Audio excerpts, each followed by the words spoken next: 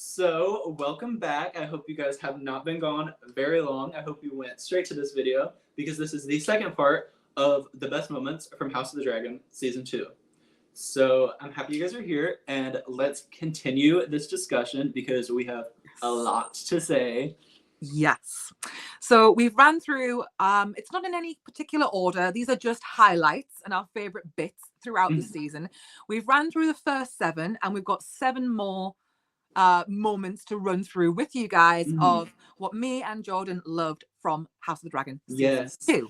And if you have not watched the first part, go over to Kellie, aka Game of Thrones Historian's channel. Yes. The link will be in the description. And watch the first part because we got some really good conversation going on there. It talked about some really good, juicy things.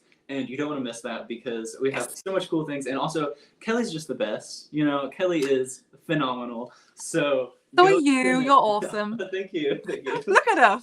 Just look at us. But yeah, go tune into that because we talked about some really good stuff. Yes, and also we'll have all of our links for both of our accounts, or where you can find us. We'll have everything in the description on both videos. So if you're not already following us on TikTok, you're going to want to do that as well because we're both active on there. So right, that's all the sort of business out of the way. Let's dive right back in to our next point on our list of Season 2 of House of the Dragon. Oh, it's a good one. It is a very good one. It is the Daemon and Viserys visions, the visions between the two of them while Daemon is at Harrenhal. I know you live for them. They are like two of your favorite characters, and any interactions between them, it is just amazing. Yeah. And I very much agree.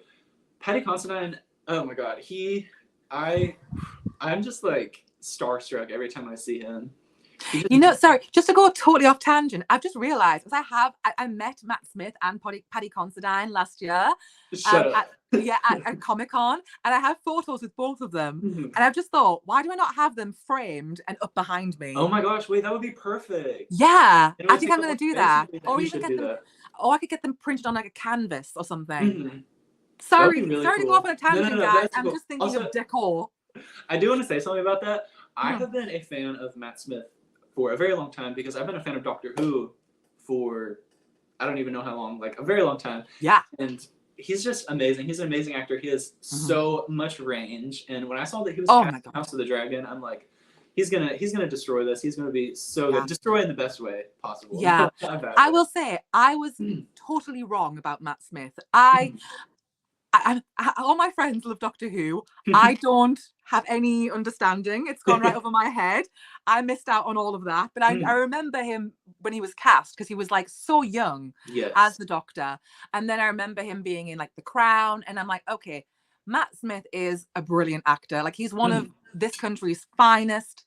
He's a real star. When I heard he was cast in House of the Dragon, I was like, I don't know if I can see that vision. Well, what do I know? Because my God, that you know what it is? There was nobody better. And I did see that the casting people were like, when we were going through our list of who's playing who, there was only one name for Daemon. It had to be Matt Smith. And thank God they did that because he is just phenomenal. Like, as you say, the range. He really can convey so many emotions and he does it so effortlessly. Like Matt Smith and Paddy Considine, what a treat. I was hoping for like one moment with Daemon and Viserys. Like if we're doing visions, I'm going to need a Viserys vision. But we ended up with 3 different ones. How lucky were we? Yeah, and I know Paddy Considine was so happy to come back because I was watching some behind the scenes stuff with him. He is hilarious. Like I can't get over how funny he is. Having the time of his life, like absolutely brilliant role, and he's just enjoying it. And this is the thing, you can tell, you can see how much fun he's having, and I'm very much here for it. And I just loved seeing those two back together. They have brilliant chemistry. And yeah, let's get into like the actual visions to begin with, because the very first one is Daemon seeing Viserys on the Iron Throne, and Viserys is reciting back to Daemon the same speech where he tore Daemon a new one back in episode 1, the pilot, the air for a day argument between the brothers. That was just brilliant to bring that full circle to him saying it again. And Damon, he's in a different mindset now. Like, time has passed, and he definitely is coming at it from a different approach. And it almost was like he wanted to reach out to help his brother, but he couldn't. And it's kind of just a physical expression of what Damon is dealing with mentally. Like, he's trying to get to a certain place. He's not there yet. He's struggling with it. And there is his brother, and, you know, not looking good, you know. Yeah. He's seen better days. And it's sort of like, okay, we're getting there with Damon. We're not there yet. But then the next scene with Damon and Viserys, oh my God, like, that we made it. We did it, Joe. We got there. We got there literally, like, we got there. Well, Damon got there, didn't he? So I'll let you take over with this part. Okay, and you're speaking of the one where Viserys is there with Emma and I am, yeah, and their son, and, you know, she's just passed away. Which, mind you, I didn't even know that was actually the actress. I thought it was like a wax figure or something. Oh my God, was it? Yeah, we got her back in. I thought it was just a dummy. Yeah. Oh wow. But yeah, anyway, it was amazing seeing this because Damon kind of was like, he's offering him comfort, you know, whereas the first time around he didn't do any of that. And it's like, it's time for you. It's like, this is an opportunity for you to right your wrongs and actually, like, say what you should have said and kind of like heal this inner part of you that kind of has been caught up on that for all of these years. It's like you're able to go back and, like, address that, and it's just really beautiful. And it was one of my favorite scenes from the entire season, probably the whole series so far. Yeah, I agree. It's right up there for me. I loved it. Yeah, it was so necessary. It was what Damon needed to go through, because all of the visions and all of the things he'd seen at Harrenhal, I mean, it was all a lot. And also, Damon is a skeptical person at best. He doesn't really believe in, like, dreams and omens and all this. He's not a superstitious character. So for this to be happening, it's kind of it's sort of sending Damon kind of crazy. Like, he's almost like he's losing his mind because he doesn't really believe in this kind of thing, but he's being presented with it. It's happening to him. And so he's got to kind of get his head around that. And then, of all the people he's seen, like, I mean, and, you know, we're going to speak on one moment we're also doing another video of moments that were not so great, like questionable moments, shall we say. And there is a particular moment featuring Damon and one of his visions that will be on that list. So I don't want to talk about that moment, though. Yeah, if we don't have to, I don't want to. Yeah, we'll save that for another day, but we'll let you guys know what our plan is for that later on. But he had to go through this. He absolutely had to. And it was a full circle moment. Him doing what he should have done in the first time around. And this is the thing, like, Damon is doing something in this vision sequence entirely for Viserys. But the irony is, he's getting something out of it himself. He's healing himself as a person. And Damon is now in a much better space than he was at the beginning of the season. He's probably in the best position, best headspace of his entire life now at the end of the season, because he's been through all of this. And I mean, I speak about it a lot on TikTok. Like, Damon's issues are very deep rooted, and a lot of them do go back to his childhood. Him and Viserys were kind of all they each other had after their mother died and their father. And so a lot of his issues are deeply connected to Viserys. So for him to make an appearance and to help Damon to heal, just no notes, chef's kiss, absolutely brilliant. Yes. And then the cherry on top of the cake is we get a third scene oh my gosh. where, you know, he's sat on the bed and he's got the crown in his hand and he's like, this thing is not worth it. And it's tapping into what Damon is going through, which is, do I want the throne, or do I want someone else to have it? Or there's a third option. Do I want to intervene because my brother is saying nothing good really comes of being on the Iron Throne? Like, it's not what people think it is. Would Damon put himself there so that Rhaenyra would not suffer what is to come, you know, the stresses and all the stuff that comes with actually wearing the crown.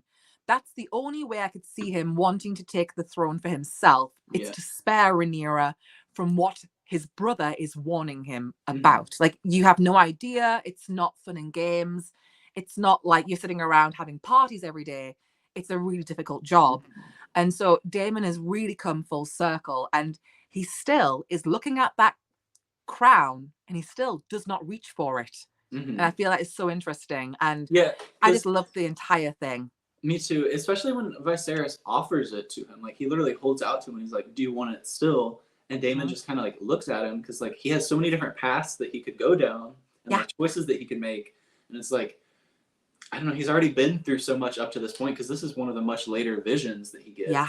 And it's like he's at a certain point after experiencing all of this and going through all of this, and like this is after he's already comforted by Viserys and everything, and it's like he kind of knows what he wants more.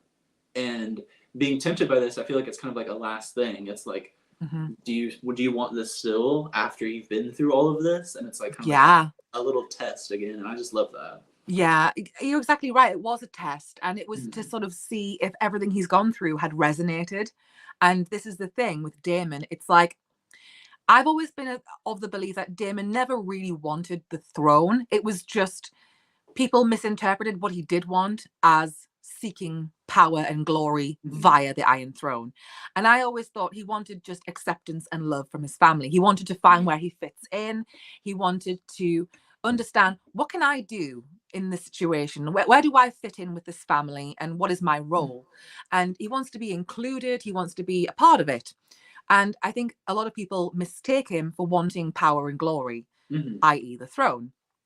Do you know what I mean? Yeah, because like you said, it's like he's very complex and layered and everything. And I think it goes back to like from a very young age, he was like 2 years old when his mom passed away. Like, he didn't have that family unit where he felt like secure and safe and everything. And it's like his entire life he's trying to get to that. And it's like so many different aspects are coming in, trying to like shake it up and tear it apart. And he did it. He had everything he ever wanted. And now it's all been turned on its head. Yes. And so Daemon is like, it's almost like, have I tempted fate? I got everything I wanted. I got the woman I wanted. I had the family that I never had growing up, this huge family. Now it's all been taken away. And it's almost like you don't want to do anything that makes it worse. Do you know what I mean? It's like, did I do something? Did I tempt fate? And this has all been taken away from me. And so Daemon has had to work through these issues. And it makes total sense for Viserys to be in the thick of these issues. And it was just, I understand the criticisms of Harrenhal and Daemon. It went on for quite a few episodes. And initially, I think we were all like, wait, where is this heading to? Because it took us all a second just to be like, okay, what is the game plan here? What does this all mean? And now by the end of the season, it makes total sense. He had to go through this because there was still some issues that he hadn't put to rest. And now I feel like he has. And I feel like Daemon, his hair is like shiny, his skin is glowing, his nails are cute, like he's walking with a swagger. Like, this is literally like, it's like he's been rejuvenated. And he went through therapy. Yeah, exactly. The Alice Rivers School of Therapy. We all should go and take a class. And this is the thing, he's come out of it now in the best kind of headspace. He knows what he wants. And what is so interesting is the conversation Daemon has with Sir Alfred Broom in the finale, when Sir Alfred is like, can I have a word? I think Rhaenyra has overdone it. She's made a mistake. We need a king. And Daemon, the old Daemon would probably have like entertained it just for fun, just to be like, let's see what he offers. He shut that down straight away. I didn't have you pegged for a turncloak. That is the change in Daemon, because the old Daemon might have been like, well, let me hear him out. Even if he wouldn't do anything, he would still like hear out what he had to say. Daemon shut him down from the get-go. And if I was Alfred Broom, I would be getting out of Harrenhal ASAP. Yeah, because like quick. That initial thing, it's like, okay, Damon didn't want to hear what I have to say, so now it's just time to go because like Yeah. we know what was gonna happen from there. Yeah. Yeah, because You better run. Yeah, because Simon Strong was over there. He was just standing by the doorway watching them. Because if Damon doesn't tell Rhaenyra about Sir Alfred, Simon Strong will, or already has possibly in his letter. So yeah, he overplayed his hand. And this is the thing. This is like Damon 2.0. He's not what you guys thought he was back in the day. Now he's gone through this therapy and he's in a much better frame of mind. He can kind of understand his role, which is to support Rhaenyra, because I've been saying it all season. I'm waiting for him to get to that point of saying, you are my queen. I am here to serve you. And we got that moment finally. I'm just going to see if yeah, that is something we will be talking about later. Stay tuned for that, because we have more to talk about with Daemon and Rhaenyra's reunion. But yes, Daemon and Viserys' visions, chef's kiss, brilliant, absolutely fabulous, and again, nice to see Paddy Considine back. But I do want to say, I know some people did say like that it seemed like it dragged out his time at Harrenhal, but it paid off brilliantly. I think I agree. A good payoff. I feel like there is an issue with how people are interpreting media in general. You need to have the rough with the smooth, the high and the low. You can't have Rook's Rest every episode. Like, you need to have character development. And actually, if anything, that is what should be the focus. You need to hone in on what makes these characters tick. And that requires time. And I understand the concerns, because by like, I think it was episode 5, I was like, okay, where are we going with this? Because it was still building. And that's the thing. You have to be patient. So I think it paid off in the long run. And people just sort of need to take a beat.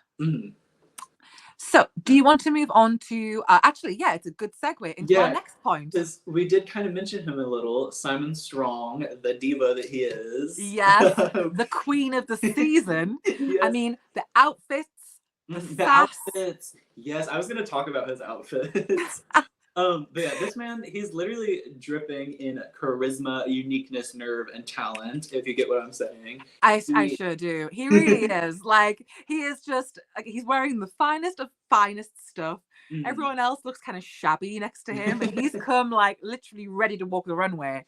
And so I absolutely loved Simon Strong. He is we've done our first 7, but in this video, he is the second one on our next list of 7. We've got 5 more things to mention to you guys, but Simon Strong, he needs a moment. What an MVP of the season. Just from the get-go. Like, when he bent that knee to Daemon, he couldn't hop down quick enough. He was he was quick. Yeah, absolutely. He was like, okay, I mean, you're here.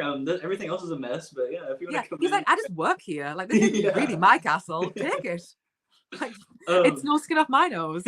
Yeah. Oh my gosh, I saw the funniest edit on TikTok of Simon Strong. It was like a fan cam of him, and I'm like, this is the funniest thing ever. But it was just like, you're gonna have to find it and send it to me. I will. I think I reposted it. I think I reposted it, so I think it'll be pretty easy to find. But it's the funniest thing ever, and I'm like, he's just like, I love that other people are seeing this character for what he is, because he is just amazing. And again, a fairly minor character, but you don't have to have the biggest role to have a huge impact. And that's what I've really loved. I feel like from the very moment we met Simon Strong right through the season, he hasn't had enormous roles or huge moments, but what he has, he's taken and ran with it, and he's left an impression. And it's just, he's been so well received by the fans. I just think he's a brilliant character, and he could have just been a nothing burger. Like, it could have just been like, he's just there.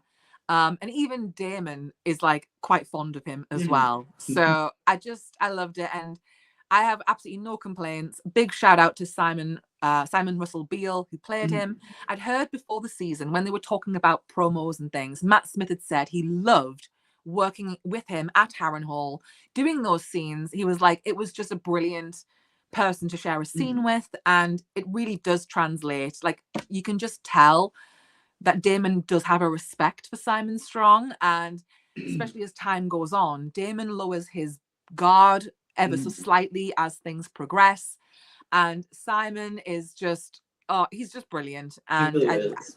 no complaints whatsoever. And I saw somebody mention that they really like the Harrenhal gang, which I guess consists of Damon, Alice, and Simon. And I'm like, I didn't really see them as like a kind of gang sort of situation, but like in retrospect, I'm like, they were really cool to just like see all together. Yeah.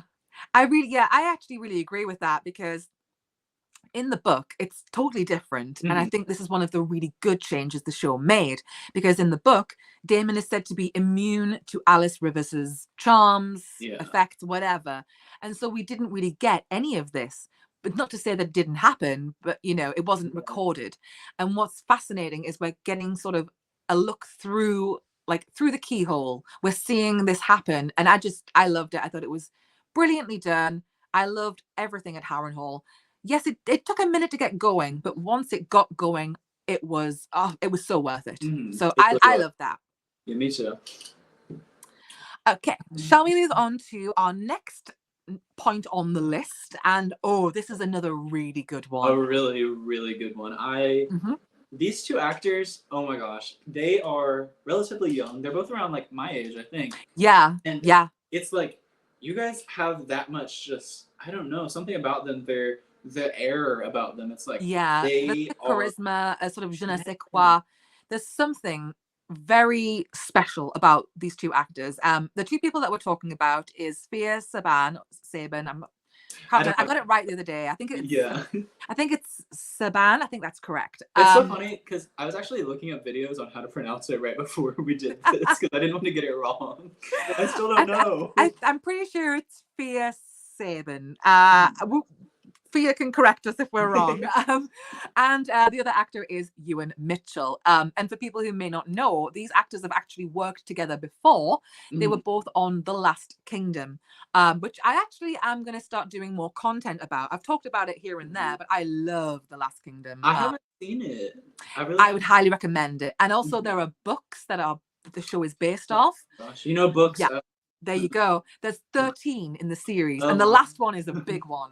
And there's a lot of there's a lot of stuff that they couldn't fit into The Last Kingdom for obvious reasons. They can't cover everything, but the way that show wrapped everything up, it was night and day compared to Game of Thrones. I would recommend, if anyone's not seen it, it's on Netflix.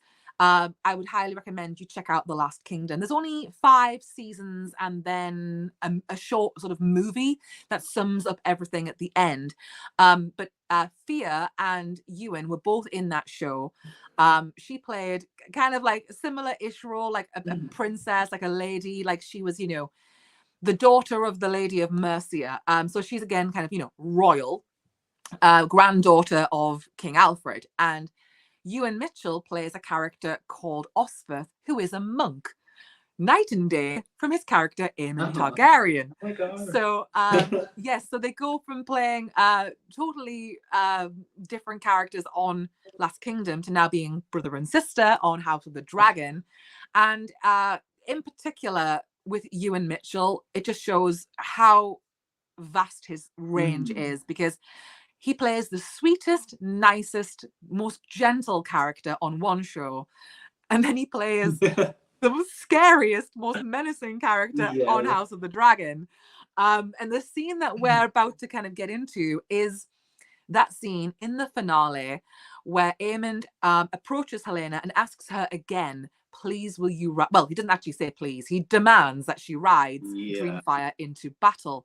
And they already had spoken earlier in the episode where he got very aggressive with her and said, you're doing this. Like, he didn't really give her an option. Yeah, it's and like, away from her. She doesn't. Yeah. And so he comes back again and tries his luck without their mother being around. And he tries to appeal to Helena. Look, Alicent, she doesn't get it. She's not a dragon rider. We are here for something more important. And it speaks to Aemond and the way that he sees his status as Vhagar's rider. It's very important for him to be seen as Vhagar's rider because of the prestige that comes with that. And so I think it made a lot of sense for him to lean into that by saying, we are dragon riders, we get it. But Helena is still not feeling it. And then obviously the conversation evolves, and then she just absolutely clears Aemond, just gags him. Yeah. and basically says, look, Aegon's not done for. He's not over. There is more to come with what Aegon's story. Oh, sorry, go ahead. No, I was gonna say I saw something about that last night. Helena said that he sits on a wooden throne, and I saw somebody interpret that as she's not talking about Aegon II. She's talking about Aegon III in his crib. That's interesting. I never thought of that. I mean, this is the thing. We don't rule anything out here, do we? It could be that. It's a very interesting interpretation. Yeah, absolutely. I saw somebody say that it was Aegon II in a wheelchair, because that would have been wooden too. Yeah. So there's a lot of potential kind of options. And what Helena says is Aegon has yet to see victory. It's not over. Don't rule him out. And basically, Aemond, you're not going to be around to see this. Sorry, not sorry. Spoiler warning. And this is a spoiler if people don't know Aemond's fate. You might want to pause this video and come back to it on another day. But Aemond does meet his maker at this huge battle above the God's Eye Lake at Harrenhal, and Aemond does not make it out. None of them do. He goes head to head with who else? Of course, the foil to his character, Daemon. And also, there's another little moment which we're going to touch on later concerning Daemon and the battle above the God's Eye. But Helena says to Aemond, you're not going to survive. You're going to be swallowed up by the lake. And, that's your life. That's what's going to happen. And the realm will continue on without you. And Aemond he's absolutely shocked, like can't believe what he's hearing. And his instinct is to be aggressive, like kind of scare her a little bit, like, well, I could have your head. I could kill you for that. And when she says, to have a bit of a moment, bit of tension, it wouldn't change anything. Oh my God. I was just literally like, yes, sis, tell him. Yes. Also, her line delivery, it sent chills, like, it was down my spine. Like, it was amazing.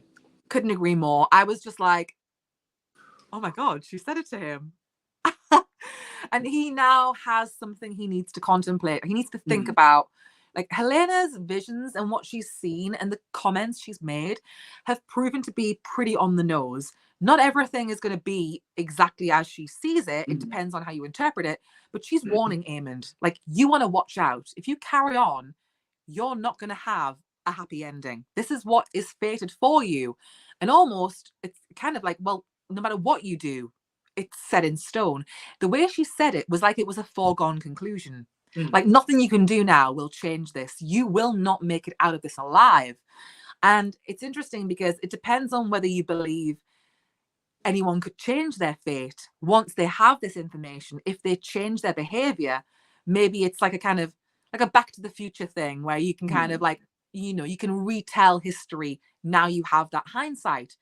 But Aemond is not in that kind of headspace. Like, he's just like, what are you talking about? And it's kind of like, well, what do you do in that moment with that information? But what is interesting is, and this is credit to you and Mitchell, his eyes well up with tears, and it's like he knows there is truth to what she is saying. She's not just saying it to be spiteful or to be like drama. This is his sister who doesn't really have an issue with anybody, and she is warning you. And the thing is, Aemond and Helena, the way he treats her, that bugs me so much, because she has had to pay the price with blood and cheese for something that you did at Storm's End. Let's not forget. Context is important. And so when we're looking at this situation, he's asking her or telling her, you need to help. And then she just clears him. And it's going to be interesting to see how much that resonates with Aemond, you know? I thought it was really interesting, like, just how direct she was with it. She wasn't, like, beating around the bush or anything. She's like, you're going to be swallowed. She was very calm as well, you know, like very kind of almost like she had come to terms with this herself. Like, she was in that kind of headspace, and she was just saying it to him, like, this is what's going to happen. And deal with it. The way that Helena has had to roll with the punches as well. You know, like she's been through a lot. Yeah. Also, it takes a lot, I assume, to make Aemond cry. But Yes. because like he was getting bullied by his brother his entire life. Yeah. But He's got such a tough exterior, Mhm. hasn't he? He's built up this really hard shell. And I Mhm. think what's so interesting is Aemond, the real sweet boy is still in there, but it's just hidden deep down with all of this like bravado. Like he puts on this kind of persona because he needs people to respect him. And his way of doing that is by being so forceful. And it doesn't really work with Helena. She's like, you're my brother, like whatever. Like, you know, Yeah. she doesn't take him as the scary monster that, you know, other people do. Because people are kind of walking on the other side of the street with Aemond because he is so terrifying. You don't want to mess with him. And what is so interesting is he's acting like so tough. He's putting on this brave front, but he is hurt. He is that what she's saying resonates. And I think Aemond is struggling because if he lets these emotions come to the surface, I think he thinks people will see me as weak. But he kind of needs to get to that space to kind of do what Damon's done, go through that therapy and get to a place where you can have your sensitive side, but also your kind of more aggressive side. You can have both of them. And it's somebody said something to me a while back about the scene where Aemond dismisses Alicent, like basically says to her, you know, you are surplus to requirements.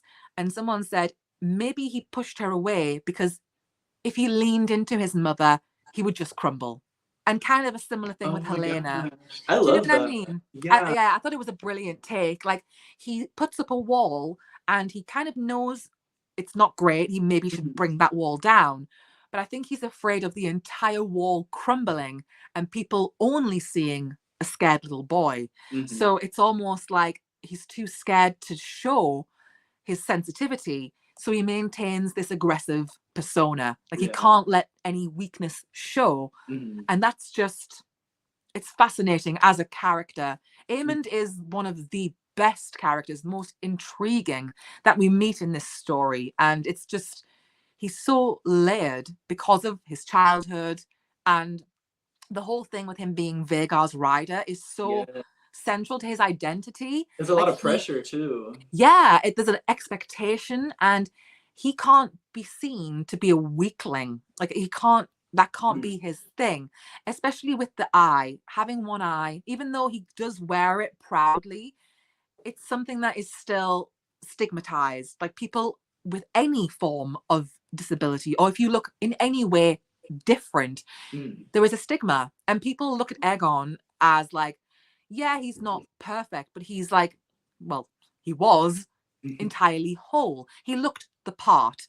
And people in this world have no time for anybody who looks different because it's seen as like, well, the gods were not favoring you. So, you know, maybe you did something to deserve it, or maybe I shouldn't associate with you because the gods are not favoring you. So it's all of these things that are going on. And it's all like Aemond has to factor that in terms of how he presents himself. But then there's public Aemond and then there's private Aemond. And he's sort of struggling with the two because he has a lot of good points, you know.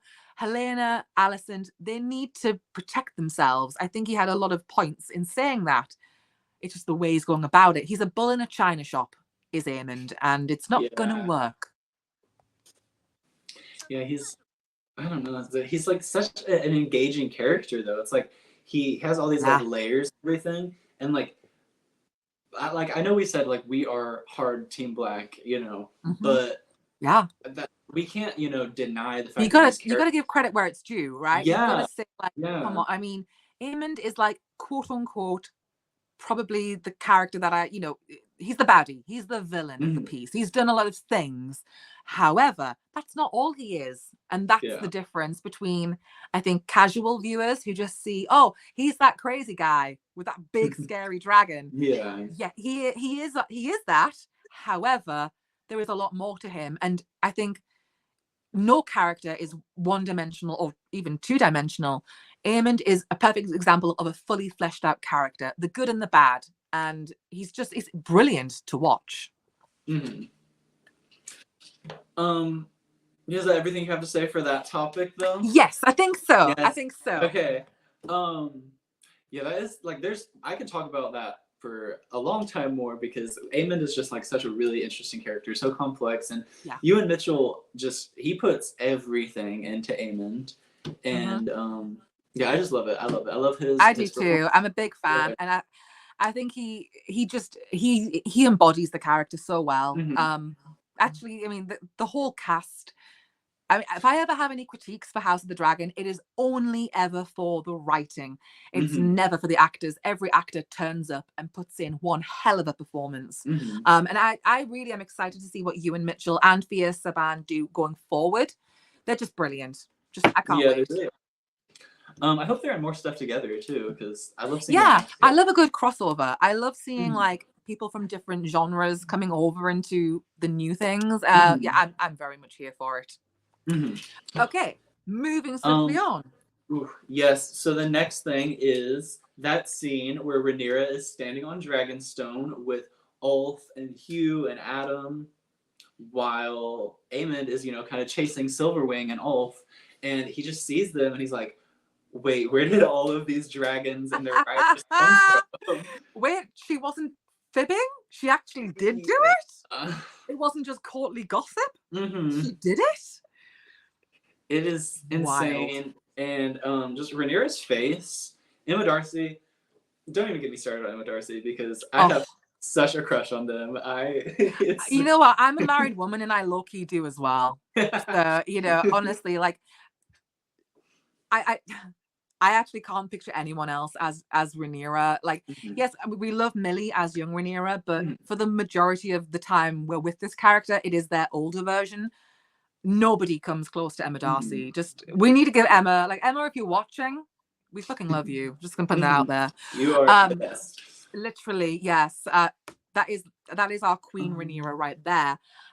This scene, I mean, I've seen people say, should this have been the ending of the season? Yes. What do you think? Because I'm not mad at that. I see where they're coming from because it was so, oh my God. And it was so simple. It wasn't like they were fighting. It was just, it kind of, the scene spoke for itself. Yeah, it's like there was a lot of building up to it, and then finally this is like the climax. Like, you've gotten all these dragons and their riders, and now here they are, like, making a stand against the other side. And it's like, I can see where it would be a phenomenal ending to the season, but also, like, I feel like there was a little bit more story to tell for the season. True. Yeah. Which what they could have done? I've just thought what they could have done is they could have taken that scene and just put it at the end of episode 8. Like, it didn't have to be the end of episode 7 because you could have had. I feel like you could quite cleanly have just edited it out from there and placed it at the end, and that would have been more of a douche, Yeah. But I mean, I get why they did what they did, but just a little comment. But also, so go ahead. I was just gonna say, like, the Ulf and Silverwing flying around did seem like a little kind of like random in there, and they could have like had something building up to it, like maybe if they put it like, was that his first ride? Like, was there a reason why he sort of veered over there? Or, this is the kind of question, do you think it was intentional? Do you think Rhaenyra sent him there to deliberately provoke Aemond?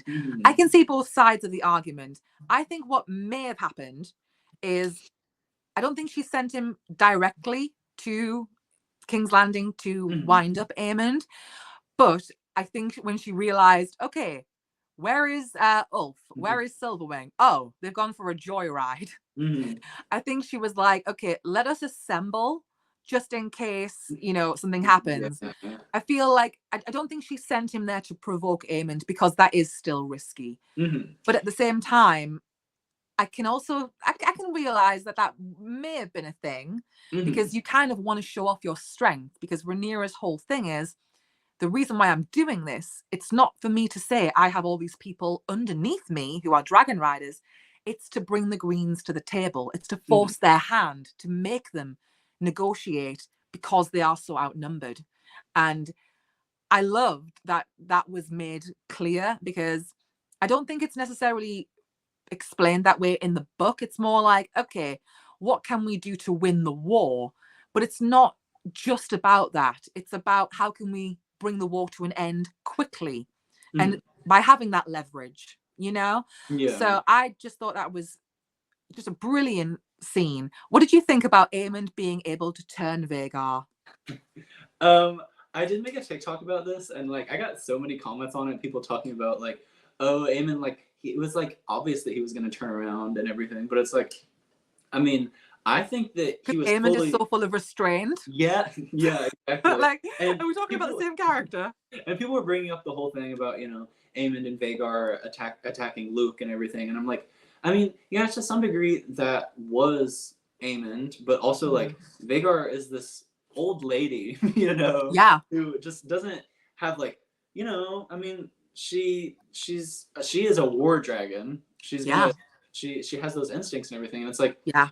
yeah, Aemon is like to blame to some degree, but like also like, I don't know, it's just interesting the things that people were saying, but I think he was fully intending to chase down Silverwing and just, take them on.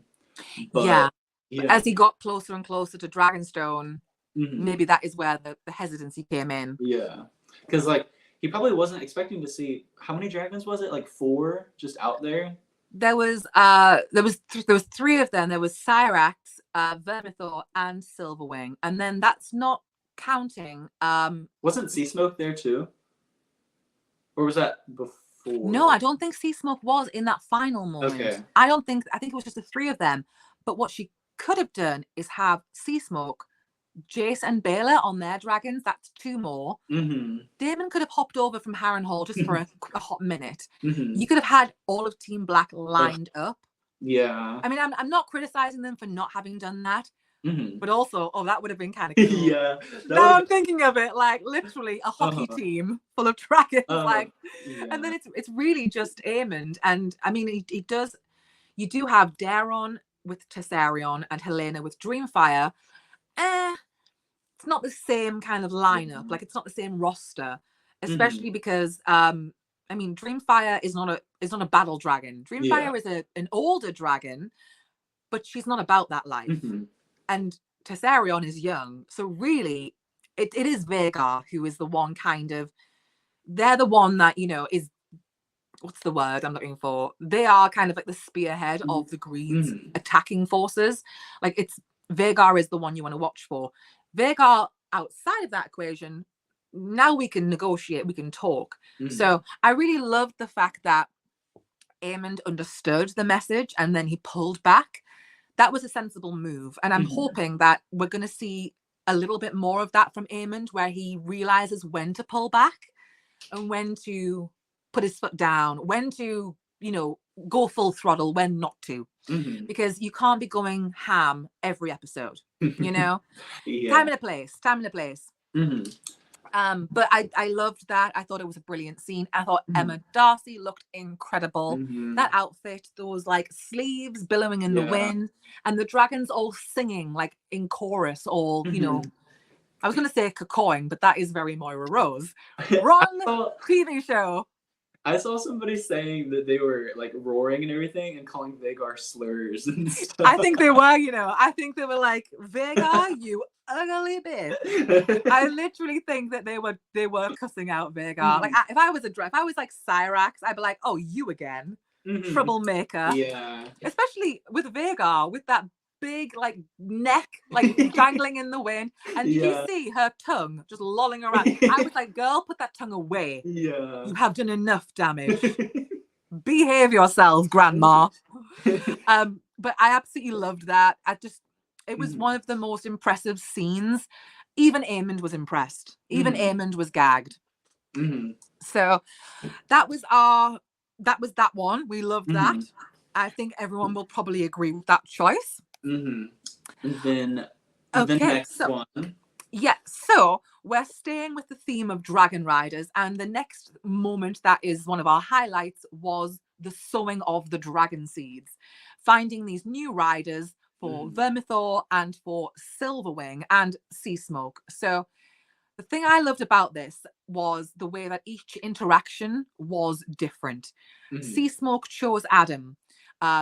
Vermithor chose Hugh because he showed no fear. He was like, bring it on, come at me, bro. Mm-hmm. Very that.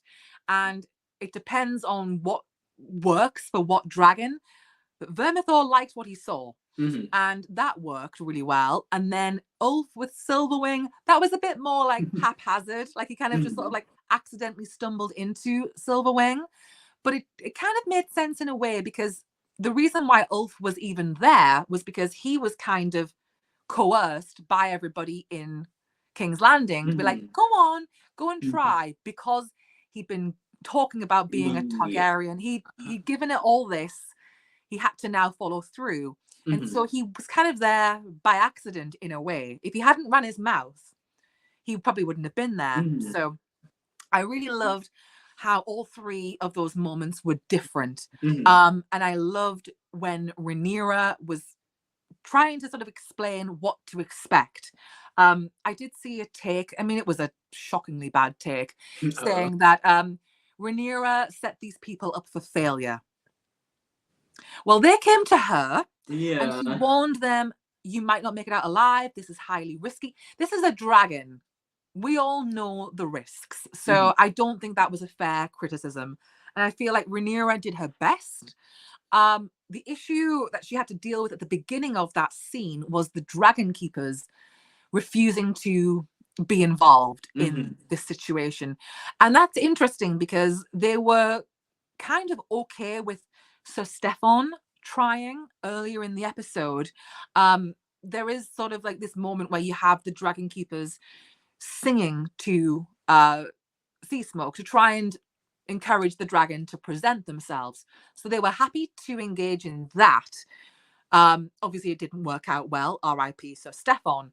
But when it came to bringing a whole load of people, they were not here for it. And they were like, yeah, that's not what we do here. And I think they had a very, very valid point. However, you don't do this in private. Wouldn't that have been a better idea to take Rhaenyra to the side? That was the bit where I was like, I'm side-eyeing you a bit. But they had a point, because one thing for people to remember, and I don't want to say anything like to give anybody any spoilers, but these are people that Rhaenyra does not know. She kind of knows Adam a tiny bit, not really, but sort of. But she doesn't know who Ulf and Hugh are. She doesn't know them from Adam. So there needs to be, a slight reservation. Like, just be careful, because you don't know whether they can be trusted. Ulf has not helped himself by being the worst. Like, he's just so like in your face and kind of tacky. So he gives Rhaenyra pause for concern.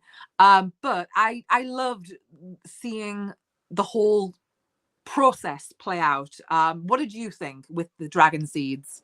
Well, so for that scene talking about like the dragon tamers and stuff, like they just have some level of like audacity just doing that in front of everyone. And it's like, this is your queen, you're supposed to be respecting her and stuff. She is of Valyrian descent. Meanwhile, you guys are, people who are basically worshiping these dragons as gods. Yeah. And it's like, I understand why you'd be angry. I understand, like, maybe your anger is above your devotion to Rhaenyra. And it's like, I don't know, it's just interesting to see. But I feel like Rhaenyra handled it very well. She was just moved on. Like, okay, well, I'm gonna go, hype these people up, tell them like. Yeah, she didn't let it knock her too much. She kind of was like, right, well, we've got a job to do, so let's get back on task. And I thought that was brilliantly handled, because she could have lashed out and reacted like, take him away, kind of thing, and she would have looked more like a tyrant. I think it was like a kind of like there was a coolness to Rhaenyra, like, that's fine. I'm focused on this. She didn't let it get the best of her. And I thought that was another little moment in Rhaenyra's, like, another tick in her column. And then, like, in my head, this scene was it seemed like a really difficult scene to pull off. And I like that whole just like stage that they have like leading up and out into the Dragonmont, and it's like, I love that. Yeah, it's just so cool. It's kind of like a runway. Yeah, it is a runway. Yeah, I thought it was just a really, I loved it. I loved when the camera pulls back and you see the whole space, like how big and cavernous it is, all the nooks and crannies, and then you have like the platform that takes you sort of into the castle proper. Mhm. I thought it was brilliant. And somebody said it was like the Dragon Valet, and I can't stop saying that. Like it really is. Like come and park your dragon. Like yeah, Yeah, I loved it. me too. I think that they pulled it off really well, and like they just, I don't know, something about seeing Vermithor, who also has the little turkey neck situation going on, kind Yeah, of. exactly. Yeah, Um, he old. He's been around the block. mhm. Yeah, Um, which I think it's funny that Vermithor is like, a little more torn up and everything, but then seeing Silverwing, she's like pristine and everything, yeah, and like, she's cute. Yeah, yeah. she's kept up looking cute. And I Mhm. think what's so interesting is, and this is kind of a little sort of tidbit for people who may not be super familiar and might have just encountered these dragons very recently. Vermithor and Silverwing have a long history together, because Silverwing used to be ridden by Queen Alysanne and Vermithor by King Jaehaerys. So for decades, these dragons were, it's similar to kind of Rhaenyra and Daemon, Syrax and Caraxes. They're kind of like a team. And so they're both on the same side. They're both fighting for Rhaenyra. But it's interesting to note that they have a long history together. And what's interesting is now that Hugh Hammer is Vermithor's rider, we got a little moment about his mother. When you work out the clues and put it all together, the person he was referring to was Sarah Targaryen, one of my favorite Targaryens, the Targaryen who got out. She left and went and made a life for herself. And Sarah had a lot of issues with her father, the king, Jaehaerys, and his dragon Vermithor now being ridden by her son. That felt very poetic, because Yeah, I did. she tried to get a dragon herself and it didn't work out. Like she was pulled away from the dragon pit, and her father did not like that she did this, and he punished her. It was a whole thing. And so it's a nice moment for them to reference Sarah and say her son now rides her father's dragon, the father who stopped her from potentially riding a dragon herself, like pulled her away from that. That was a nice sort of moment. I like that they did that.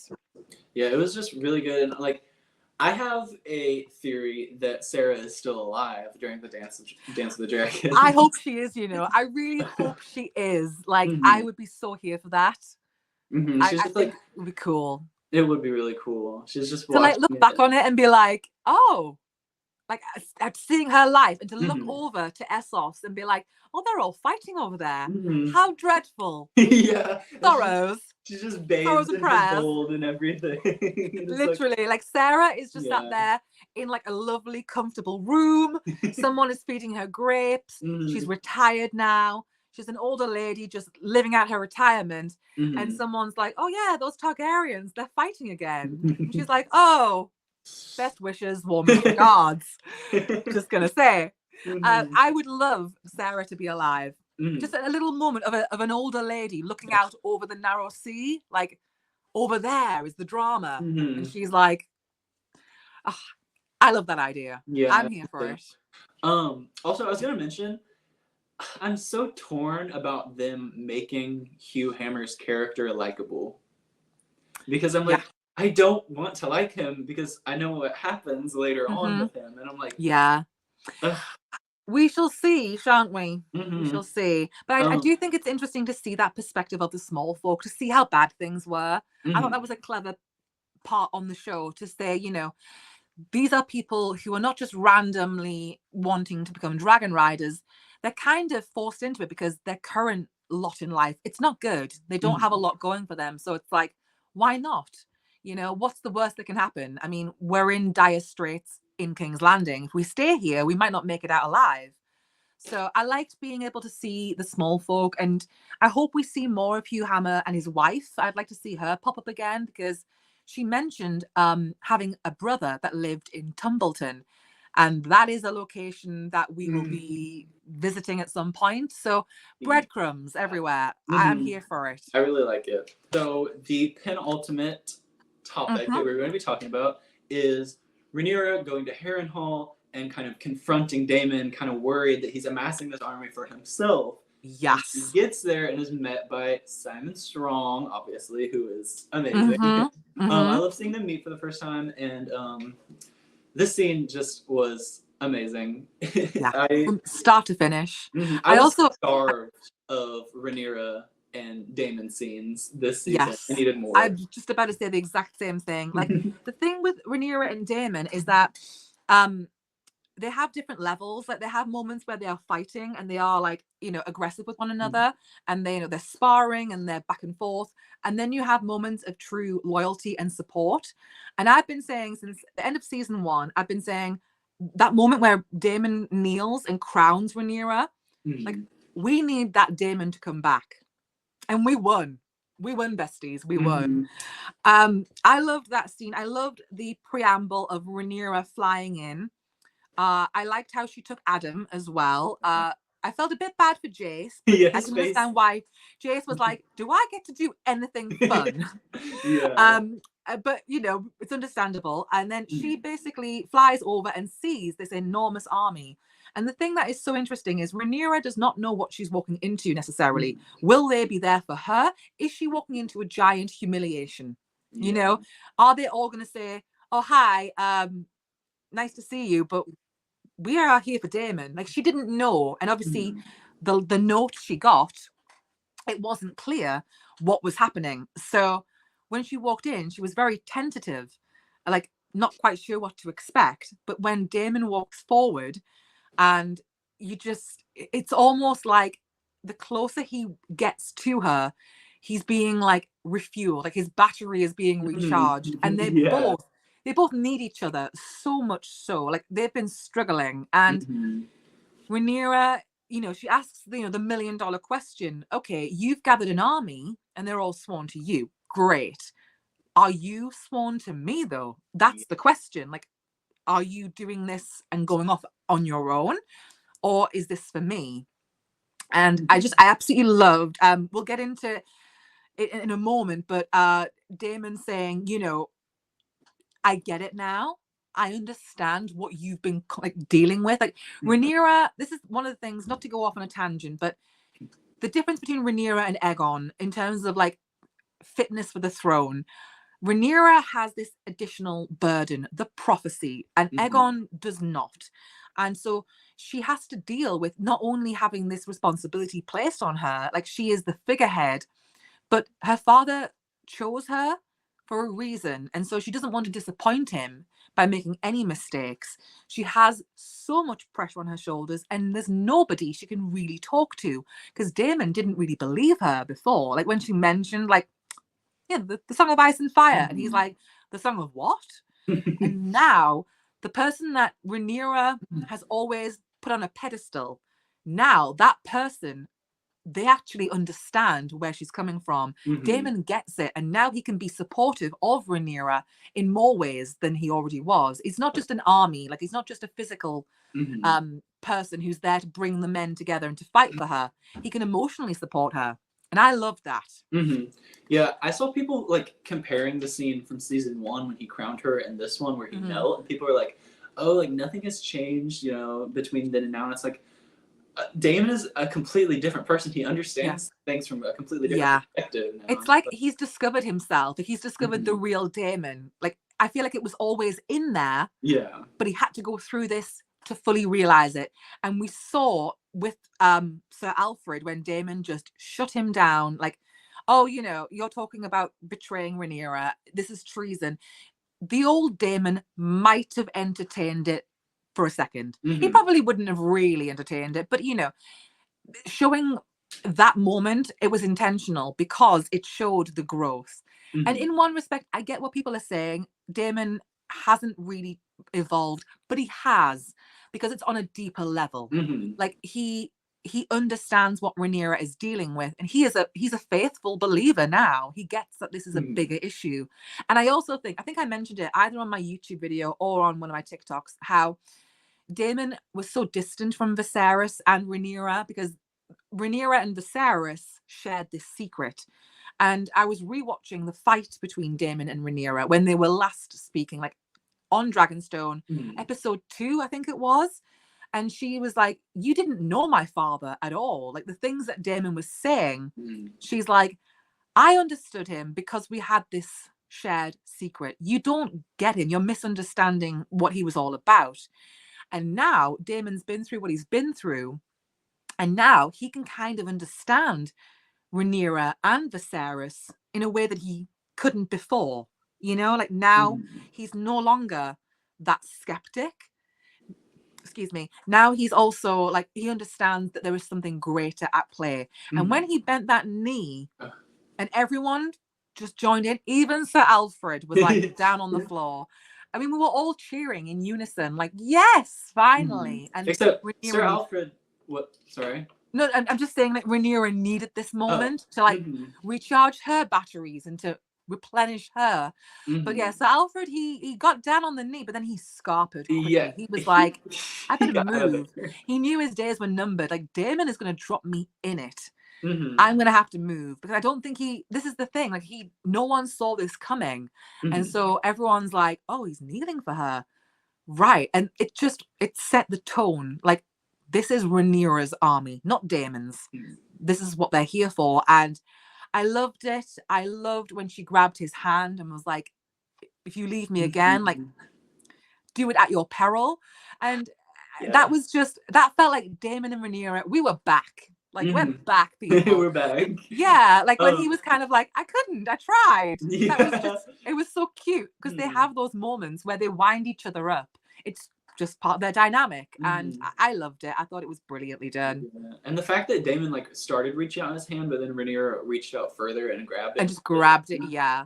Like, I love that. Like, she's not afraid to be assertive, and Loki, he lives for that. He loves a strong queen. So it was one of my favorite scenes. If not my favorite scene of the episode, one of my favorite scenes of the entire season. Yes. And also I want to mention the fact that they had basically their entire conversation in High Valyrian.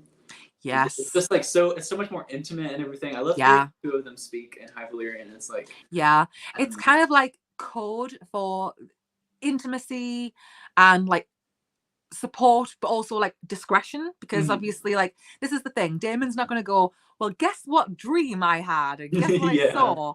He's not going to do it so brazenly. It's a clever device to bring them together in a room full of thousands of people. It's just the two of them. And I just think it's a really clever way to go about it. I love when they speak High Valyrian.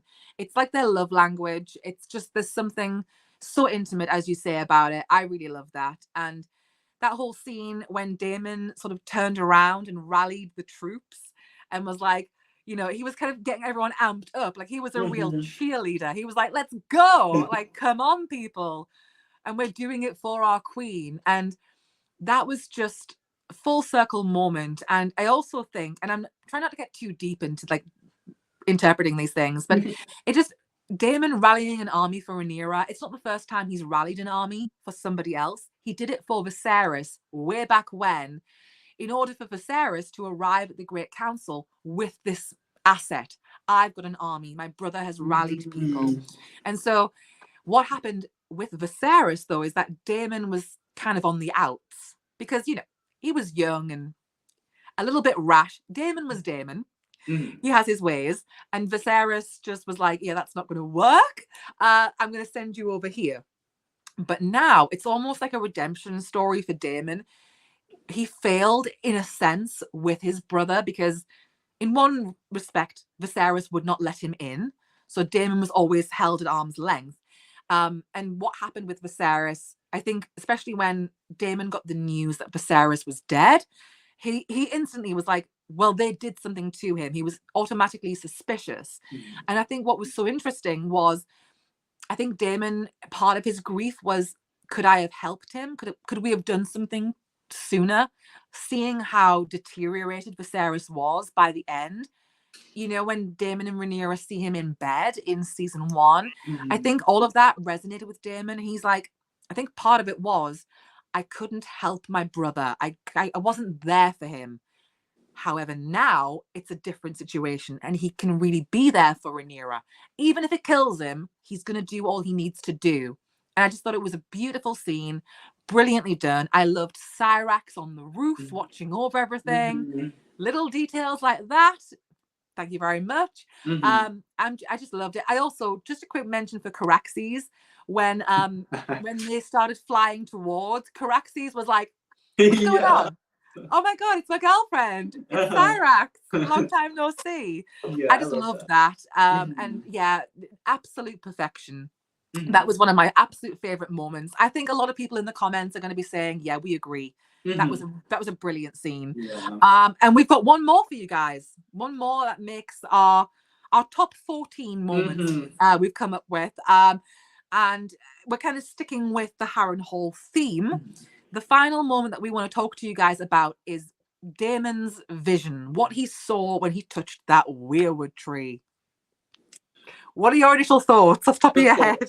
So this I've already seen is very controversial, right? People are very torn about it, but like A Song of Ice and Fire wise, it got me so excited, like book wise and everything, because like it was so cool seeing Bloodraven. It was so cool seeing, Daenerys, because like she's literally the prince that was promised. I don't care what Ryan Condal says. He's wrong. Yeah. He's wrong. You know what?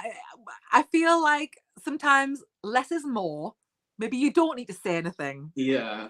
If he'd not said anything, it would have just made total. I'm more confused now. He's said something. Yeah. Anywho, I'm disregarding what he said. That doesn't count. Me too. I think it was perfect. I think it was low key them saying, yeah, we kind of disagree with how Game of Thrones ended. Mm-hmm. I mean, that it's a controversial moment seeing Daenerys, but the elephant in the room that I feel like people who are criticizing this kind of need to understand is, why did he see Daenerys? Like, what is her relevance?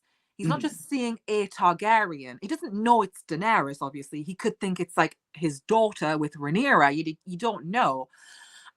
He doesn't know, sorry. But seeing those dragons and seeing them on the heels of the others, the White Walkers, like the threat and then the antidote. And like the whole sequence is, we meet in Daemon's vision, we see, Bloodraven, we see the three-eyed crow, we see the White Walkers, we see like death and destruction everywhere. We see Daemon falling into a area of water, again foreshadowing his situation later on.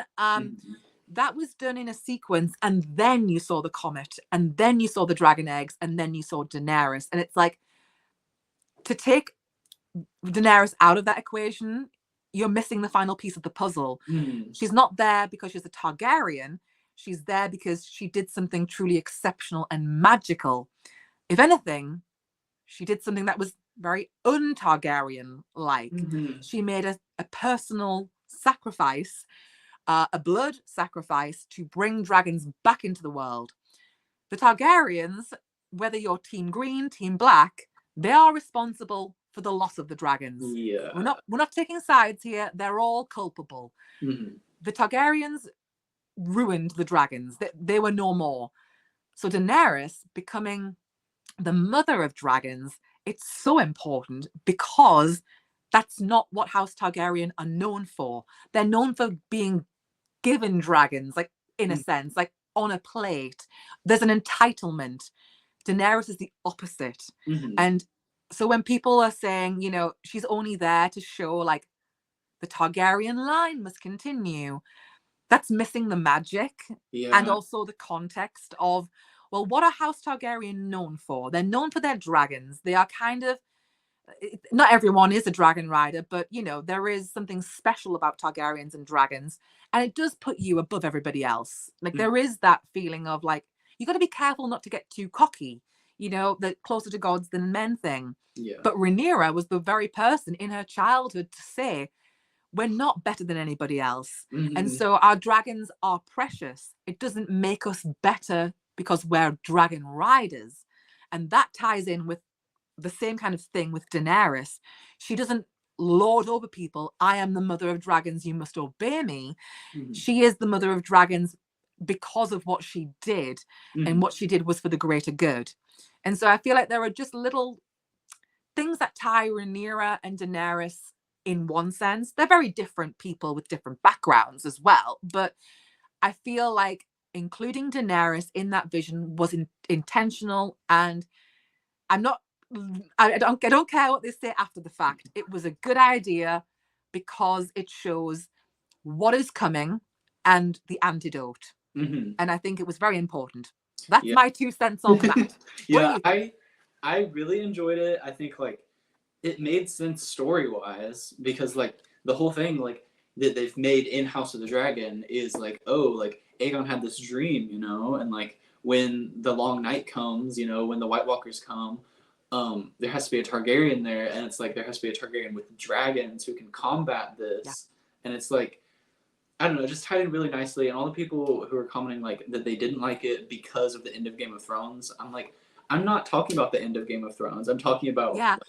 I would say, I mean, I'm just, I'm spitballing here. I mean, I think a vast majority of A Song of Ice and Fire Game of Thrones fans, I don't mean like casual viewers who may catch the episode here and there and may tune in if it's on TV. Mm. If you're a fan, most people were not happy with the ending for Daenerys and for Jon.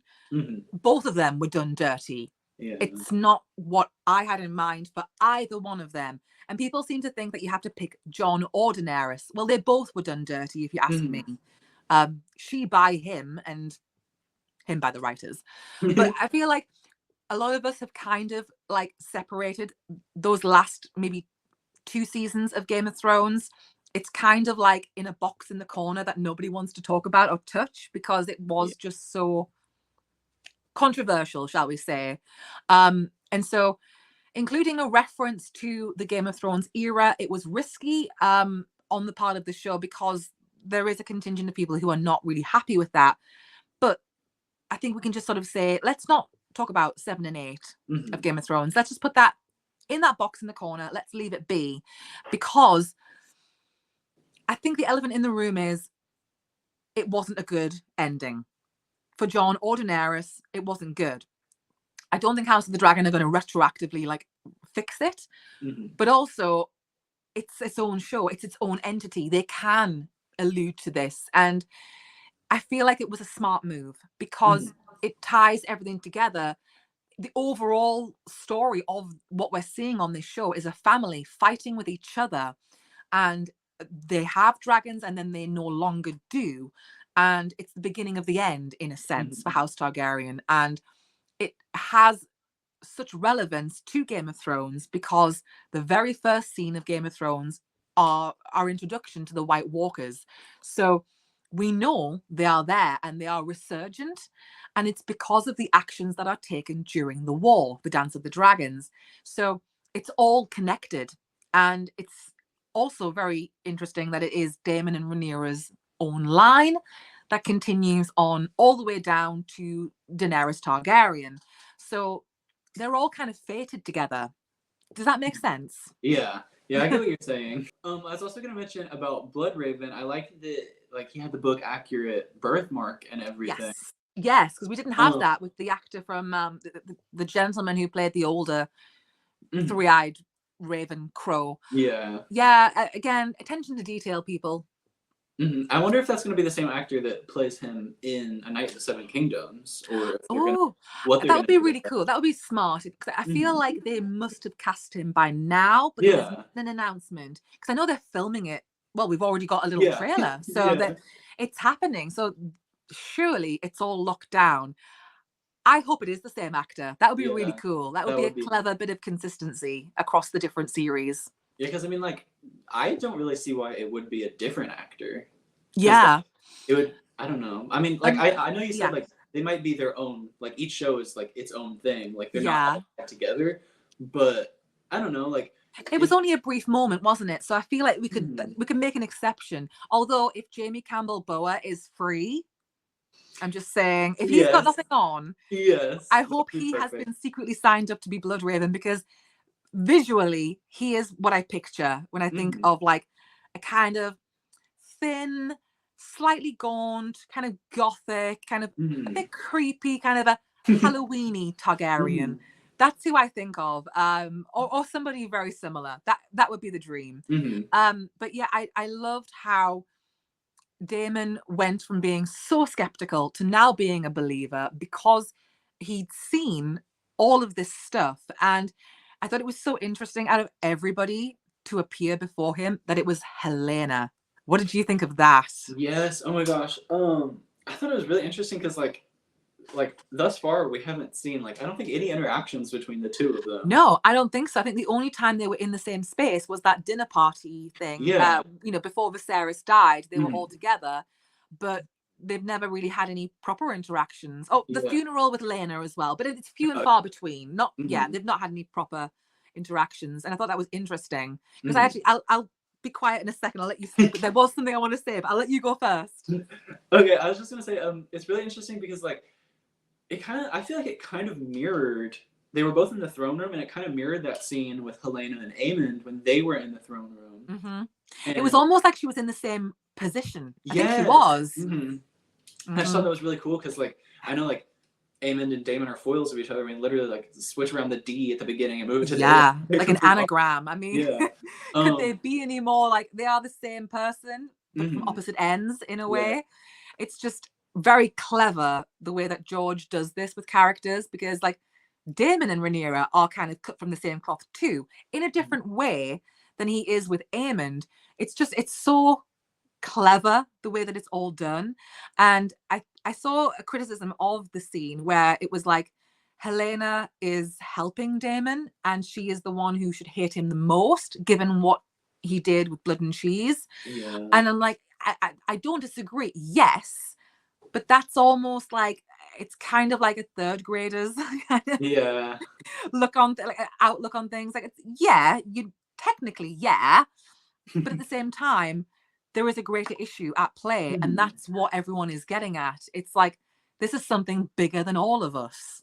And you know, I also wonder whether Helena has had other visions or other moments with Daemon, um specifically about Blood and Cheese, and whether she understands that his role was not, he didn't intend for that to be the case. Mhm. So I feel like I would have liked to have seen like more with Helena and Damon, because it was a really interesting pairing.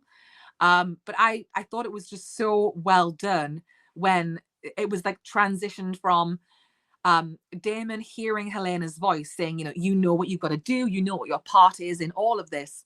And then it cuts to Helena standing on that balcony. Yes, I was And it gonna was mention like, that earlier. it was like, it was the way she was expressing herself. It was like she just finished speaking. So Mhm. she was doing it in real time, in Yeah. reality. And she was transcending through this like Mhm. mortality. Like Yeah. it wasn't real in a sense. Like it wasn't like she was talking to Mhm. him face to face. This was a magical connection. Yeah, she was like projecting herself to him Yeah. in that vision. Yeah, absolutely. I just Mhm. loved that. And Yeah. again, I mean, if you guys, I mean, if you're here in this part of the video, you've seen us talk already about Helena and Aemond and that conversation. Or was that part one? Um, No, that was that was earlier this video. That was Mhm. earlier. That was part two. So, seeing Helena speaking to Damon and advising him, like, you know your part, you know what you need to do now. That was the perfect segue into Damon professing his loyalty for Rhaenyra and also sharing that he now is a believer in this greater struggle after having totally dismissed it, like mocked it. Like, Mhm. what are you talking about? That who believes in things? Like almost like Rhaenyra was talking about goblins and like, pixies and things. Mhm. Now he gets it and it reaffirms his belief. Like she is the queen and he chose her for a reason. Viserys picked her for a reason. And this is the secret that those two have been sharing. And now I understand. And I love that. And I also just loved how the way it followed into Helena and Aemond and her warning him. And we have this parallel. And I'll give a spoiler now for an event in Fire and Blood. We've mentioned the battle above the God's Eye. Um, the spoiler is coming in like 3 seconds. So if you don't want to know, this is where you pause the video. But Damon, knowing what he needs to do after having seen a vision where he falls into water, which is a foreshadowing of his death at the God's Eye, well, above the God's Eye, falling into the lake. And Aemond being given foreshadowing of his death as well, just in a different way. Like Helena verbalizing, like, you will not make it out alive. You're going to get swallowed up by this. What's so interesting is how those characters then react with this information of what is to come. And I think, and this is just, I'm sort of speculating, I think that moment with Damon and the weirwood tree, it was like the making of the man. Now he gets it, and he now is stepping up and will continue to be loyal to the very end, even though he knows something bad will happen to him. It's worthwhile because he loves Rhaenyra. I wonder if Aemond will do the same, or whether he will Aemond be able to rein it in and change course? Will that have an impact? Or will he double down and be even worse and absolutely bring about what Helena is foreshadowing? It could go either way. What do you think? I don't really know, because like this show, like you said, it could go either way, and it's like you never really know, because like based off Fire and Blood, it was a secondhand account, so it's like you don't know, like you don't have any like set in stone way of like what's gonna happen. So I don't really know what to think, but it's interesting that we just got that moment. Like they both had an Easter egg about what is to come, and I feel like they're both going to interpret that so differently. I think Aemond is going to double down, and I feel like, again, it's what we mentioned earlier about like Aemond being very sensitive and having to put on this like front of being scary and intimidating because he's worried people won't take him seriously. Even if he has forewarning of something bad, can he rein it in a bit? Can he modify his behavior in light of what he's been told? Or is he like, I can't do that because people will see me as weak. I have to be the big bad Aemond, and I have to be like the scary dragon rider who intimidates people, because that's how you maintain order. I don't know which way he's going to go. I have hope for Daemon. I don't have as much hope for Aemond. I wish him well, but I'm also like, I don't know where you're going with this. I fear he's going to double down. And it's just, again, Daemon and Aemond are brilliant. Like the two characters are just so beautifully intertwined. And it's just even going back to their names being anagrams of one another, and him looking at Daemon and like kind of idolizing him. And it's interesting because Daemon is like 20, 30 years older than Aemond. And he has more experience. And part of that is, he's able to now at least admit when he's wrong. And I don't know if Aemond is there yet. And so like Daemon has been through his therapy.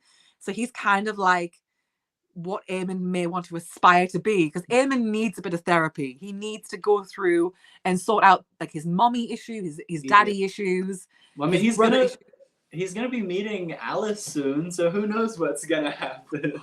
I can't wait for that. And I think there is a real opportunity for the show to be so clever about it, to take what happened with Daemon and kind of mirror it, but with different changes, but kind of have a similar thing. It would be so good. Yeah, there's so much potential there. I thought that scene was brilliant. I loved everything about it. I loved the weirwood tree, like the bleeding of it. It was just so clever. And it's just, chef's kiss. Loved that. Yeah. I know a lot of people didn't, but we obviously But we did. And if you weren't here for it, that's cool. All we ask is you keep it cute and don't go ham in the comments, because this is the thing. Like, we are going to be speaking on moments in the show that we were not so hot with. That we'll let you know when to expect that. But when we do speak about things we did not like, we're still going to do it in a respectful way. Because that's how we roll, right? And that's kind of like what we expect. So I'm hoping people can keep it cute, because if people were not here for that, that's fine. That's absolutely fine. You don't necessarily need to tell us, though.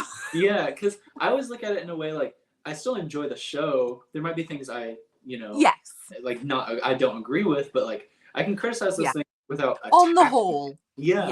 overall, I mean, this is kind of a good way to kind of sum up what we've been talking about in our highlights.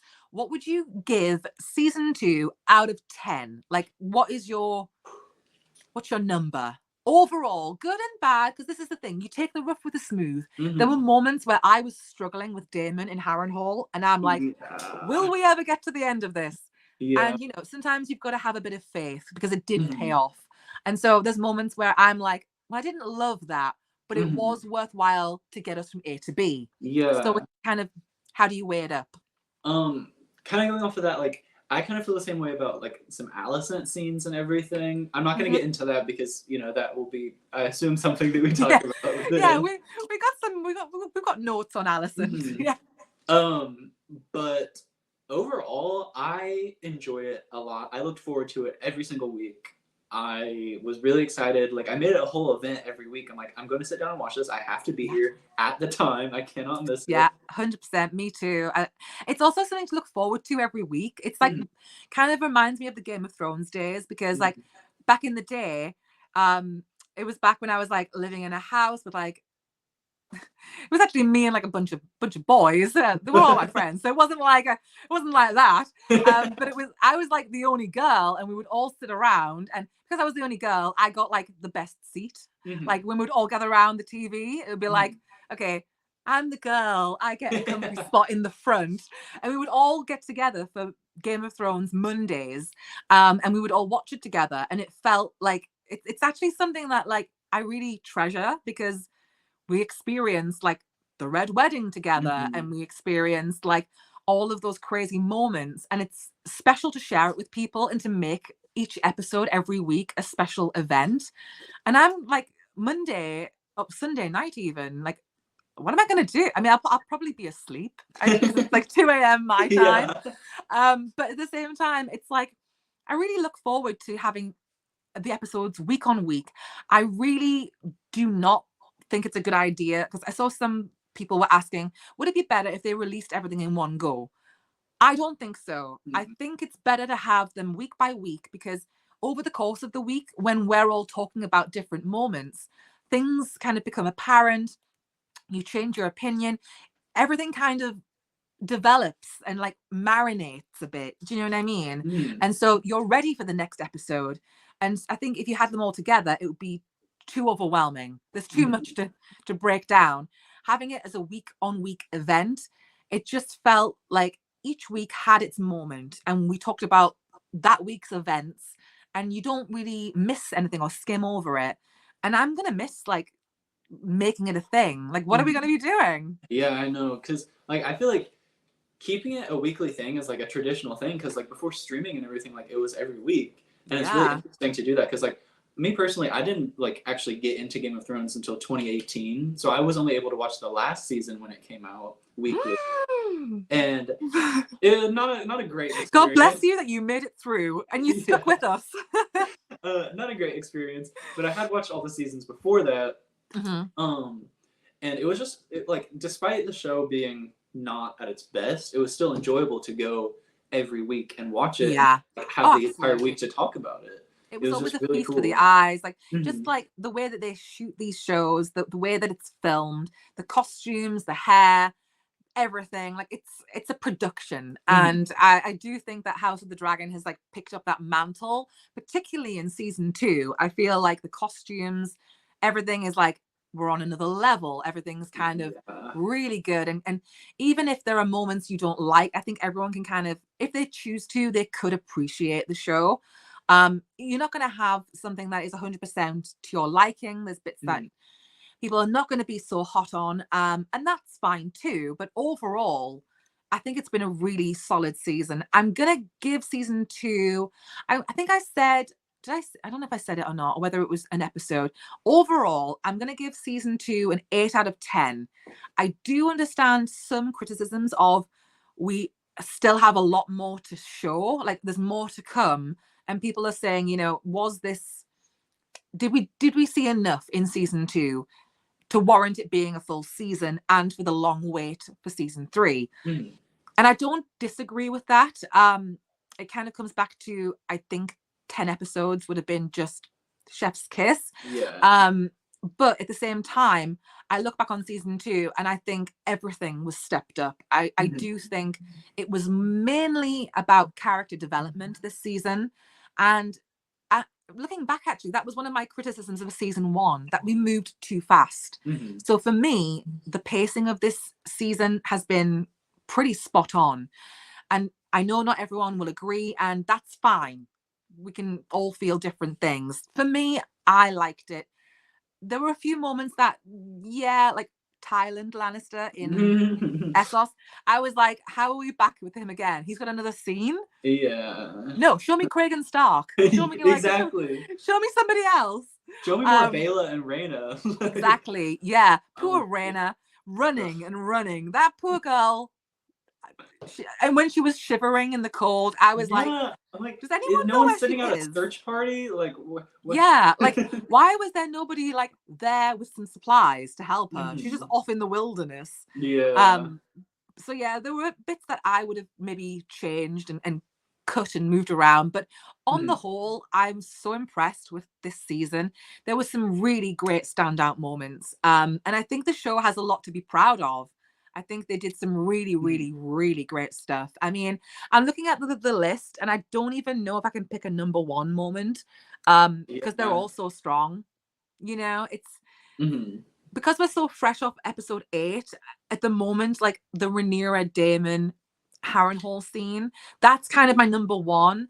But at the same time, going back to like the very beginning of when we were speaking about this, Otto Hightower, him dragging Aegon, that was like, I loved that. That again was just, it was so brilliant. And like all the different moments we've mentioned, I'm really happy with what they've turned out. It was way more than I thought we would get, and I'm happy with that. And I'm happy that this sounds horrible, we only lost 1 dragon this season.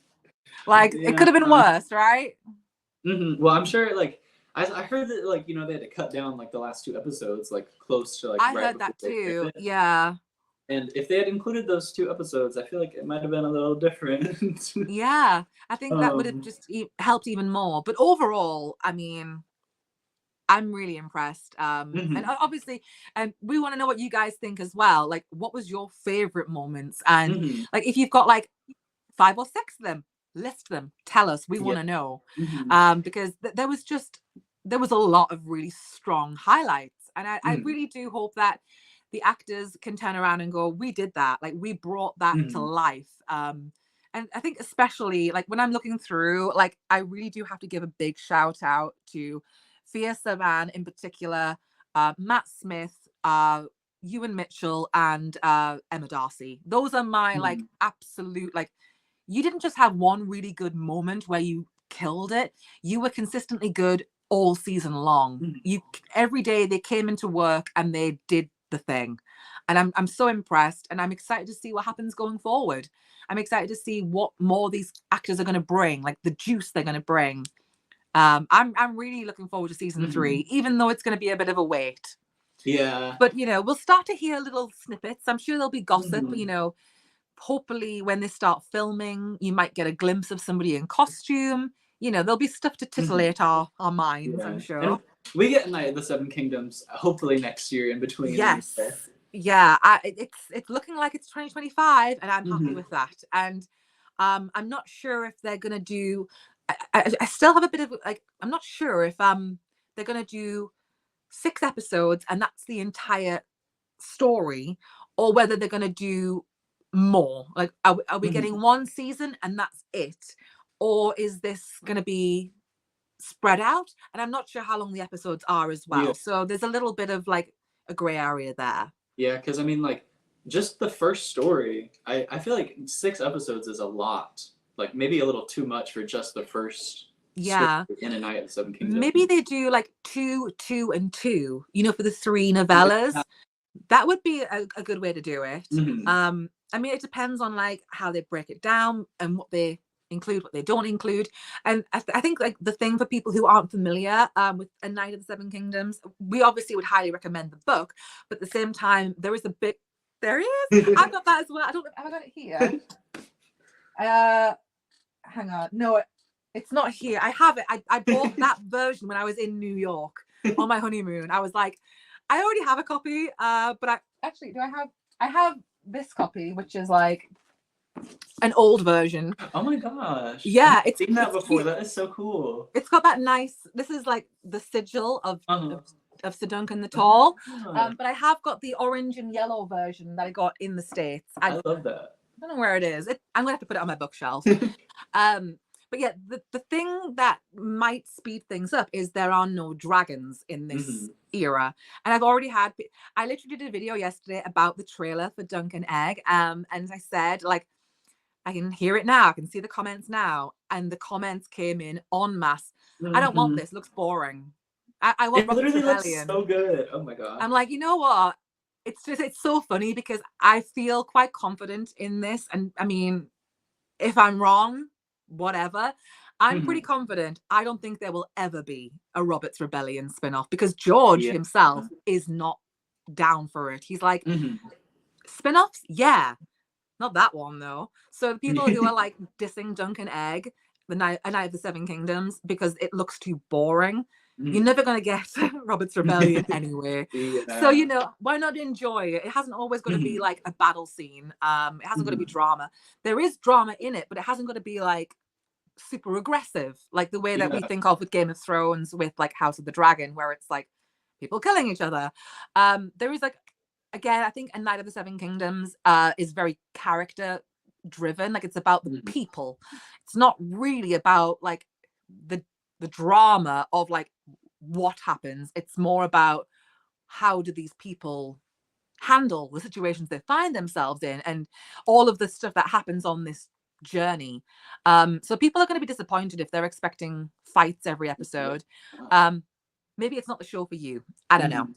I read A Night of the Seven Kingdoms last summer, and I literally had the best time ever with it. It was so enjoyable, like, because, like, I don't know, I gotten into kind of a reading slump after finishing A Feast for Crows, right? And I'm like, well, I don't really want to read anything too lengthy, so I picked that up. And it's amazing. Like, the characters are so good in it. I find it really refreshing, and like, it's a different vibe. To Game of Thrones, to House of the Dragon, Fire and Blood. There's something really wholesome about this story because it doesn't always have to be about dragons and things like that. I'm kind of looking forward to a change of pace. Like, I love House of the Dragon. I'll be tuning in till the very end. But this is a different thing of its own, in a sense. You know, like with this spin-off, I don't know, whenever I read the book, I hope that they kind of take the same vibe. When I read A Night of the Seven Kingdoms, it kind of warms my heart. Like, it's kind of wholesome. And it's like, there's drama, there's intrigue, there's stuff going, there's deaths, there's sad moments, there's like all kinds of stuff. But it's just got a different feel. And I really like it. So I'm excited for this. And I'm really excited for it. I wasn't expecting that little teaser. Yeah, neither was I. And it dropped right before the episode came out. I didn't. The marketing team knew what they were doing. They were like, let's check whether the iron's hot. I didn't see it until the episode started. I'm like, wait, I have to pause the episode now. Yeah. Like, wait, what was that? They got us like out of the blue. But yeah, I love that, and I'm excited for that. So I'm sure we'll be talking about A Night of the Seven Kingdoms at some point. I'm sure we'll be doing a video together about that. Most definitely. But yeah, so we'll probably start wrapping things up. Wait, I didn't give my rating for House of the Dragon. Yes, go for it. Go for it. Mine is very similar to yours. I think it would probably be like a 7 out of 10, just because there were moments that I had hoped for more. Like, obviously, I wanted more Rhaena and Bela. I wanted to at least see Dreamfire. I didn't need to see any action scenes. I just needed to see Dreamfire, you know? I agree, But overall, like you said, it was phenomenal. Everything was just like top tier. Like, special shout out to Ramin Djawadi. The music, I have been listening to the soundtrack nonstop. It just came out the other day. Yeah. Oh my gosh. He's so good at what he does. Like, it's so unique as well. You can just tell, like, oh, that's Ramin. Like, he just gets it. But yeah, 7 out of 10. Still really good. High 7 because that's very fair. That's very fair. There's still things we would change, but We're not in the writer's room, I guess. Yeah. If we ever were, yeah, then, you who know, knows what would happen. I'm just saying, if Max are like, you know, if you've got any space, I mean, I can free up some time. Just saying. But yeah, so thank you guys for staying and watching our video. If you have not, if you're just watching this part, there is a part 1 which is over on my YouTube channel.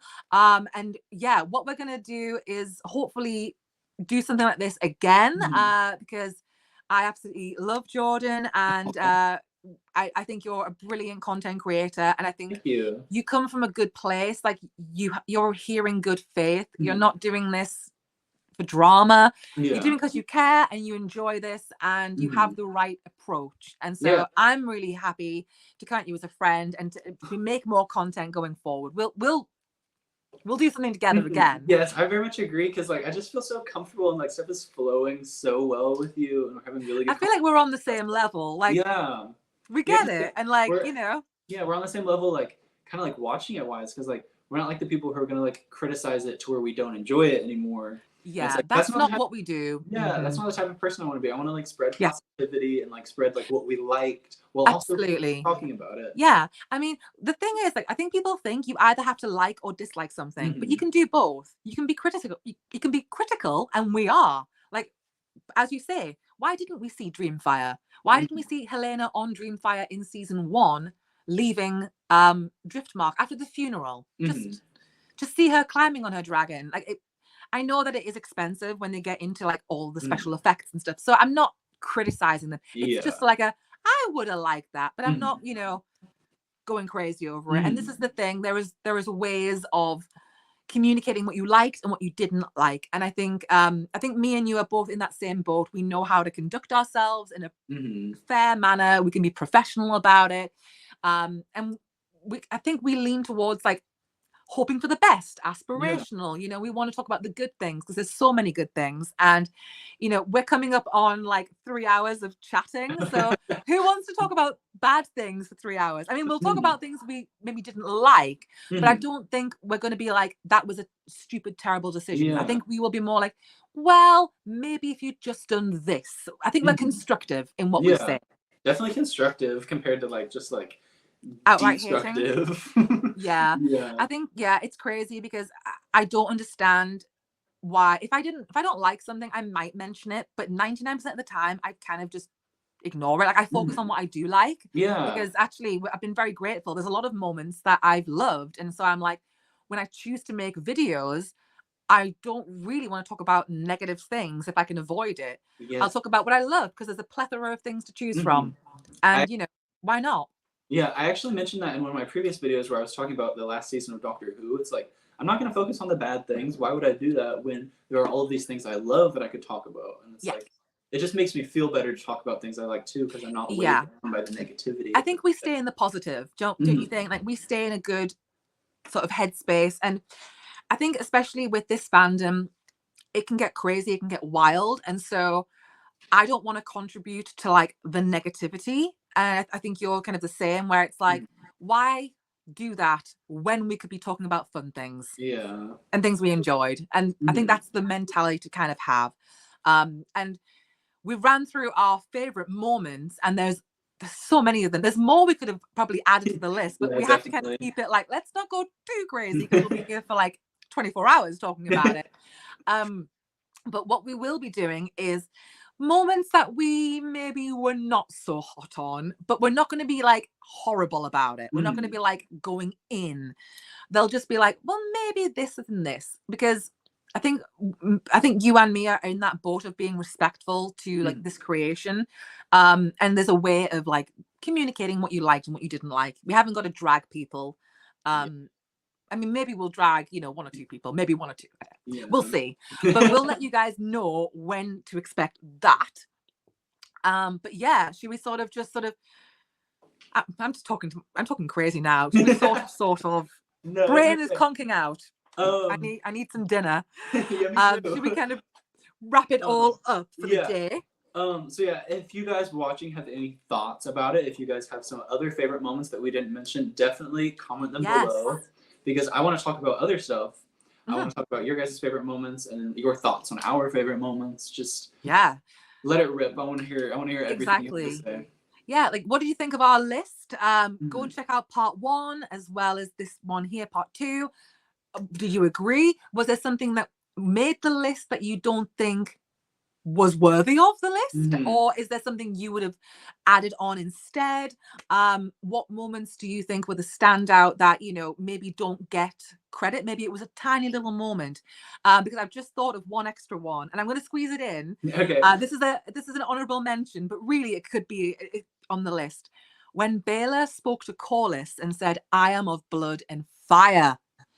Tiny little moment, but big shout out to Baylor, to Bethany Antonia, and to Steve Toussaint, because that scene was brilliant. That was a small moment, but it was just so indicative of who Baylor is. Baylor is the realest one around. Like, if I had to pick anybody to be on my team, I'm picking Baylor first over anybody else.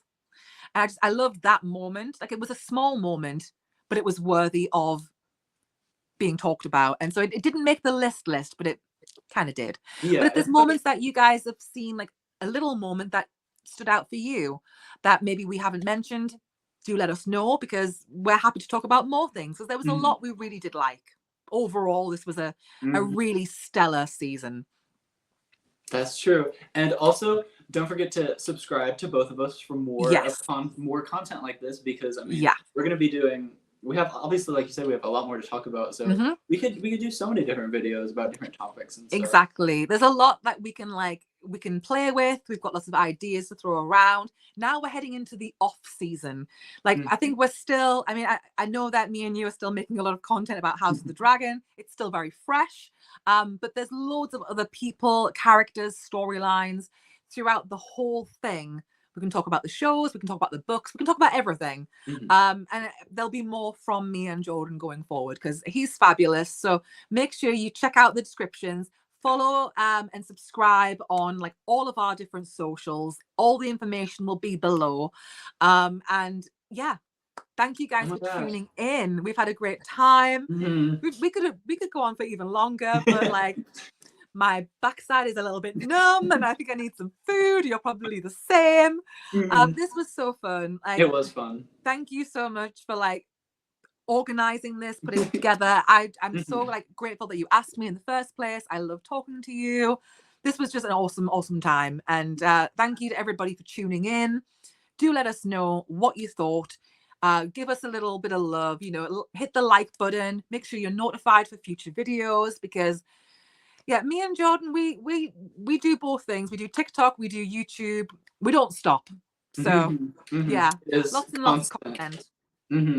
But yeah, thank you so much for doing this with me. I really appreciate it. It is like thank you for having a dream come me. true, to be honest. Yes. Well, this is awesome. You're one of the best people I've met through this fandom. You're brilliant.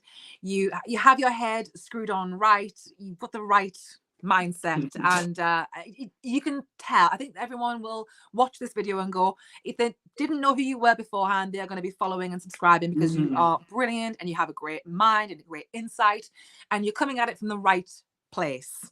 You're not, you're not like one of those trolls. You're a good egg. Thank you.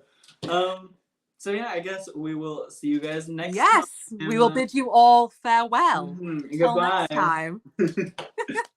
Okay, that was so fun. I'm seen.